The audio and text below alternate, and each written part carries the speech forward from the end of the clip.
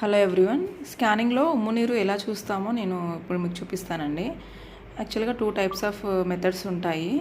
ఒకటి deep vertical pocket అని చెప్పేసి, లేదు అని అంటే అమ్నియాటిక్ ఫ్లూయిడ్ ఇండెక్స్. అంటే 4 పాకెట్స్ చూస్తామండి. అబ్డామిన్కి 4 కార్నర్స్గా 4 పాకెట్స్ చూసి వాటిని సమ్మప్ చేస్తాము. అదొకటి వచ్చేసి 1 పాకెట్, ఇది సెకండ్ పాకెట్. అట్లా ఇంకా 2 పాకెట్స్ చూసి వాటిని మనం యాడ్ చేసిన తర్వాత ఏదైతే వాల్యూ వచ్చిందో అది మనకి అకార్డింగ్ టు గెస్టేషనల్ ఏజ్ కరెక్ట్గా ఉందా, లేదు అంటే దానికంటే తక్కువగా ఉందా, దానిపైన మనకు ట్రీట్మెంట్ అనేది డిపెండ్ అవుతుంది.